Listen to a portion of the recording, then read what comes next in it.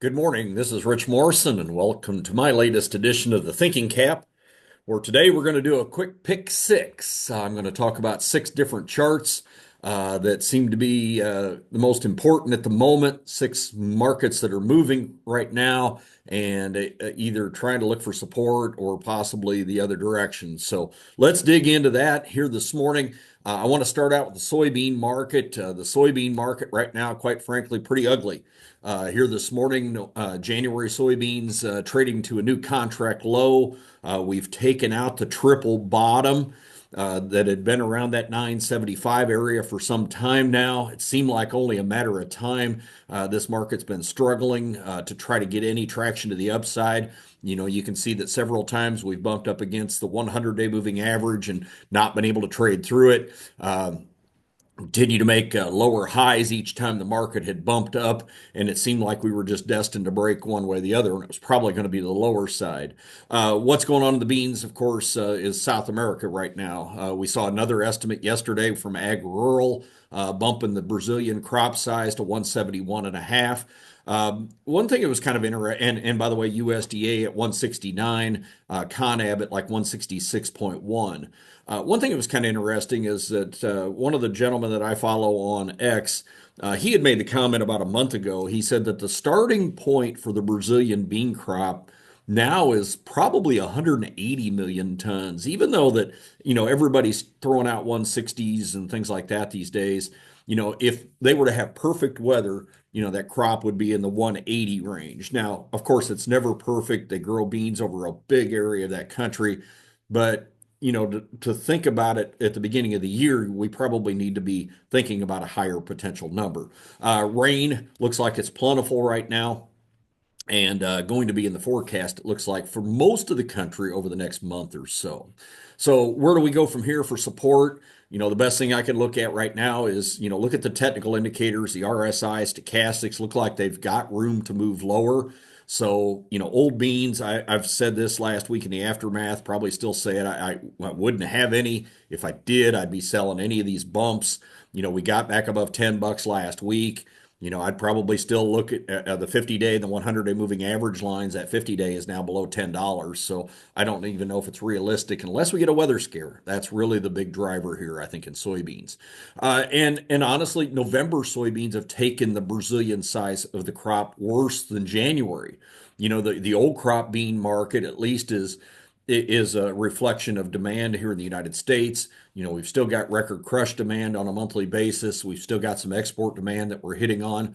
But next year, the job of the market right now and going forward over the next 3 to 4 months is going to be acres. And what this is really telling us, we don't need more bean acres next year. In fact, we need to reduce bean acres. And so November beans are off to a good start trying to get that done. The bean corn relationship running down now around 2.2 to 1. We're already hearing rumblings about more corn acres. I was with a gentleman this morning, tells me they decided to plant a few more acres of corn next year. I think that's going to continue. I would be more aggressive selling beans than any market, than any crop right now. Hopefully we can get back above 10. I've told folks last week the gold and the purple line, those are the 50 and the 100-day moving average. Those would be some great targets. Don't know if we can get back there or not, but probably take a weather scare to make that happen. But I would sure have my offers in place to be getting some sales made. Switch over to wheat. Wheat hasn't made a new low, but it's pretty darn close. You can see Chicago July down to 562 here this morning. It didn't even get back up to some targets. The 50 and the 100-day moving averages there, just under $6. I would sure be looking to make some sales if we get back to those levels. Hearing good things out of Ukraine on the size of their crop right now. Here in the United States, of course, crop conditions improved dramatically here in the fall, heading into winter with some late rains that we had gotten. So just not anything real bullish here. Hoping that this low, kind of a double bottom down below 560, look nice to see that hold here this week. The cotton market, similar situation to wheat. We continue to not be able to, muster much of a rally, and the highs have become lower each time we do. Still not getting anything positive out of the Far East that's really supporting this market. And I would anticipate USDA is going to continue to chip away at the export sales numbers as we get some future reports. So, again, I want to have working offers in place. The 50 and the 100-day moving average at 71.8 cents. Probably, I'd have my offer a little bit below that, say 71, 71 and a half, if we get that next bounce, and be ready to be proactive in making some sales. Good news here. Stochastics look like they're getting overcooked pretty quick, so maybe getting close to a bottom. Hopefully, this double bottom area kind of holds. The corn market, though, corn is a little bit better shape than the other markets, and that's because of demand. And we continue to talk about that. But this early season corn demand has been much better than anticipated. It forced USDA into raising its export number 150 million bushels in last week's report. You can see that the recent high, shoot, 50 cent, almost 50 cents off that summer low. So this market has really done what it needed to do. And that's, the fact that low prices are the cure for low prices. We've seen excellent buying, especially coming out of Mexico, Japan, South Korea here early in the year. It may be somewhat front loaded, but even if it is, USDA was forced to bump their export number and bump overall demand 200 million bushels. So that was a big, big deal here recently. Watch this red line, the one or the 9-day moving average. We did dip below it this morning. We are trading right on it as I update this chart this morning. So we'll see if we can hold that into the close.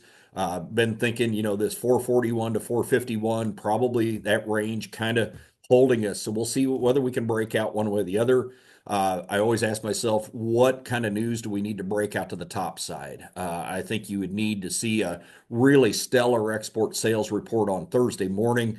That would be something that might be able to push us up there. Uh, Maybe South American weather, but we're not there yet. We probably got to get out into March, April before that's the case in corn. The other thing will be, the balance sheet. Does USDA lower the crop size in January? Do they lower carryout? If carryout were to dip down to 1.6 something, all of a sudden makes corn a little more susceptible to some upside. So something we'll take a look at, of course, down the road. By the way, back in this market, I'm still advocating being a seller at the 450 area. If it makes you nervous to do that, go buy an out of the money call option. You can buy them pretty cheap. Volatility right now running really low. And so those out of the money options aren't costing that much money. Finally, the cattle market, and cattle and corn kind of looking similar in their chart, totally different back in the back months. But, we've seen this rally from late summer to where we've been here just recently. The cattle market traded to its highest since back in March. We have set back. I have taken cattle back into the neutral zone in the heat check.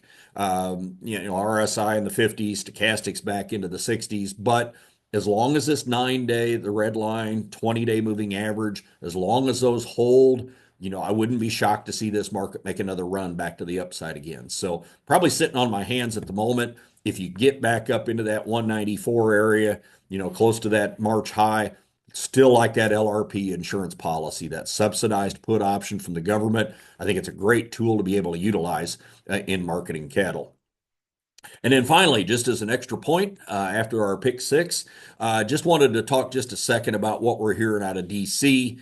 Jim Wiesmeyer with Pro Farmer put this out this morning, the latest update, the continuing the resolution out of Congress. Keep in mind the government's going to shut down if we don't get something passed here by the weekend. So it sounds like at least that there's going to be money in this CR for disaster aid to producers.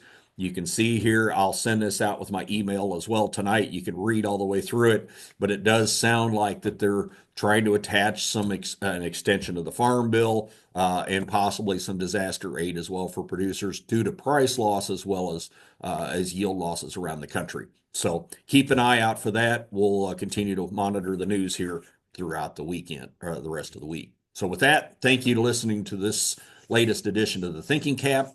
Hope you have a great day, and we'll talk to you again real soon.